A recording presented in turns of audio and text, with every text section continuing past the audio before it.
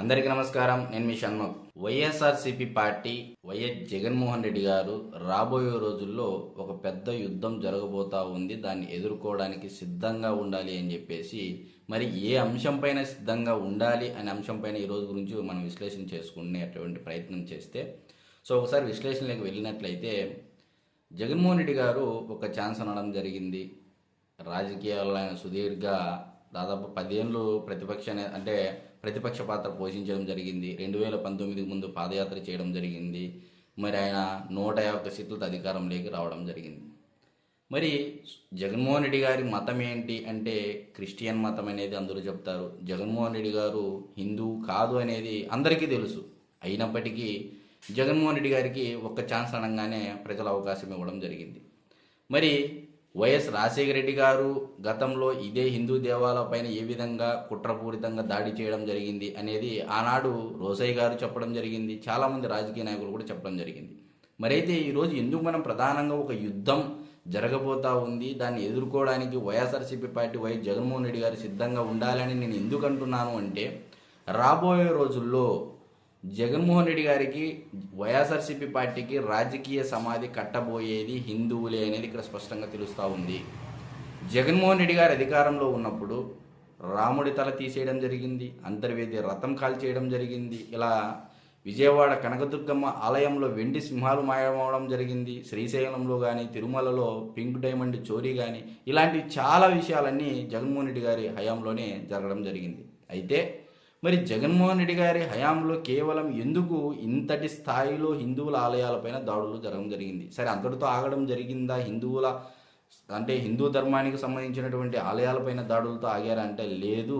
ఏకంగా హిందువులను సైతం మతాన్ని మార్పించేటువంటి ప్రాసెస్ వేగవంతం చేశారు. చాలా ప్రాంతాలలో క్రిస్టియన్ మతాన్ని స్వీకరించే విధంగా బలవంతపు మార్పులు కూడా చేయడం జరిగింది.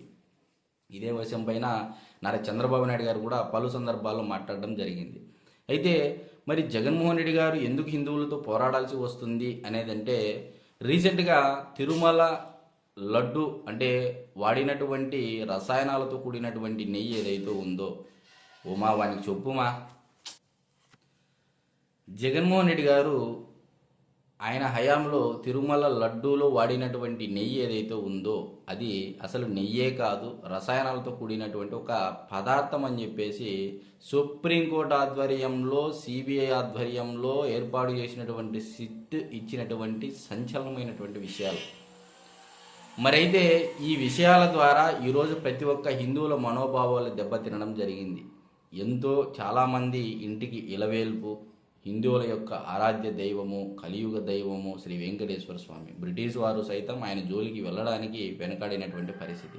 మరి ఇటువంటి జగన్మోహన్ రెడ్డి గారు ఏ ధైర్యం చూసుకొని సాహసించడం జరిగింది అంటే కేవలం అధికారము రాజకీయం అనే 2 కారణాల చేత అతను ఏకంగా దేవుళ్ళ జోలికే వెళ్ళేటువంటి సాహసం చేస్తున్నారు అనేది ఇక్కడ ప్రతి ఒక్క హిందువులో కూడా ఒక ఆలోచన మొదలైంది. అయితే రీసెంట్గా ఇదే పులివెందుల నియోజకవర్గంలోని వేంపల్లె మండలంలోని నందిపల్లి గ్రామంలో నందీశ్వర ఆలయం ఆలయం యొక్క విగ్రహ ప్రతిష్ట కోసం మరి ఆలయ నిర్మాణం పూర్తయిన సందర్భంలో పూజలు చేయడం జరిగింది. యజ్ఞ యాగాది క్రతువులు చేయడం జరిగింది. మరి యజ్ఞ యాగాదులలో క్రతువులు చేయడానికి యజ్ఞ యాగాదులలో పాలు పంచుకోవాలి అంటే భార్యాభర్త సమేతంగా మాత్రమే కూర్చుంటేనే ఆ శాస్త్రాలన్నీ దాన్ని అంగీకరించబడతాయని చెప్పేసి మనము బాలకృష్ణ గారు తీసినటువంటి మూవీ రామరాజ్యంలోనూ తెలుస్తుంది మనకు. మరి చాలా పలు సందర్భాల్లోనూ మనకు తెలిసినటువంటి పెద్దలు చెప్పేటువంటి విషయం ఏంటంటే భార్యాభర్తలు ఉంటేనే ఆ యజ్ఞానికి ఒక రూపం కానీ లేకపోతే ఒక విలువ కానీ ఒక ఆమోదించబడుతుంది శాస్త్ర ప్రకారం అని చెప్పి చెప్తారు.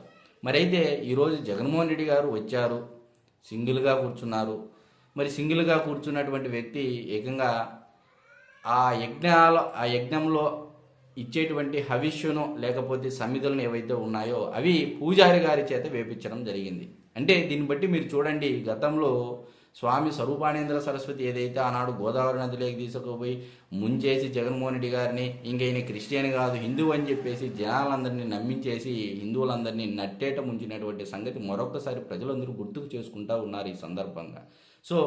ఎక్కడ చూసినా వీళ్ళకి హిందూ ధర్మం పట్ల కానీ సనాతన హిందూ ధర్మం పట్ల కానీ అసలు భక్తి లేదు, విశ్వాసం లేదు, గౌరవం లేదు, నమ్మకం లేదనేది క్లియర్ కట్గా తెలుస్తుంది. ఇకపోతే తిరుమలకి వెళ్ళినప్పుడు కూడా డిక్లరేషన్ విషయంలో కూడా జగన్మోహన్ రెడ్డి గారు సంతకం పెట్టి వెళ్ళమంటే వెళ్ళకోకుండా ఆయన వెళ్ళడం జరిగింది, సంతకం పెట్టకోకుండా. ఆ డిక్లరేషన్ పైన ఉన్నటువంటి ఫామ్ కూడా క్యాన్సిల్ అని చెప్పి కూడా రాయడం జరిగింది. అయినప్పటికీ కూడా జగన్మోహన్ రెడ్డి గారు వెంకటేశ్వర స్వామితోనే పరాచికాలు ఆడడం జరిగింది. ఒక నాస్తికుడిని చేసి అసలు హిందూ ధర్మం పైన నమ్మకం లేనటువంటి వ్యక్తిని తెచ్చి ఇప్పుడు ఇద్దరు వ్యక్తుల్ని టీటీడీ చైర్మన్గా పెట్టి సమస్త హిందూ ప్రపంచాన్ని, హిందూ సమాజాన్ని అంటే మనోభావాల్ని దెబ్బతీసే విధంగా ఆయన చేయడం జరిగింది. కేవలం ఆదాయ మార్గం కోసమే వాళ్ళు టీటీడీని ఎంచుకోవడం జరిగిందనేది పవన్ కళ్యాణ్ గారు కూడా అసెంబ్లీ సాక్షిగా చెప్పడం జరిగింది. మరి రాబోయే రోజుల్లో హిందువులు ఏకమవుతున్నారు. ఇదే విషయం పైన ప్రతి ఇంటికి హిందువుకు చేరవేసేటువంటి ఆలోచనలు కూటమి ప్రభుత్వం ఉంది. కాబట్టి ఈరోజు ప్రతి ఒక్క ఆలయానికి ఈరోజు అయోధ్యతో పాటు శ్రీకాళహస్తితో పాటు శ్రీశైలం పాటు దేశంలో ఉన్నటువంటి ప్రముఖ ఆలయాలన్నిటికీ ఈ గత 5 ఏళ్లలో అంటే జగన్మోహన్ రెడ్డి గారి పరిపాలనా కాలంలో ఈ కల్తీ చేసినటువంటి లడ్డు ప్రసాదం పంపిణీ చేయడం జరిగింది. మరి ఆ పాపం ఊరికనే పోదని చెప్పేసి ఈరోజు హిందువులంతా చర్చించుకుంటా ఉన్నారు. ఇక హిందువులే జగన్మోహన్ రెడ్డి గారికి రాజకీయ సమాధి కట్టబోతా ఉన్నారు. రాబోయే రోజుల్లో వైఎస్ఆర్సీపీ పార్టీ హిందువులకి మధ్య యుద్ధం జరగబోతా ఉంది అనేది ఇక్కడ సుస్పష్టంగా అర్థమవుతుంది. నిన్నటి ఇన్సిడెంట్స్తో సహా. నిన్నటి ఇన్సిడెంట్ ఏంది అంటే నందిపల్లిలో ఉన్నటువంటి నందీశ్వర ఆలయం ఓపెనింగ్కి వచ్చినటువంటి జగన్మోహన్ రెడ్డి గారు ఆ యజ్ఞం సాక్షిగా ఈరోజు హిందువులు రాబోయే రోజుల్లో యుద్ధం చేయబోతా ఉన్నారు ఆ పార్టీతో అనేది మనకు స్పష్టంగా అర్థమవుతుంది.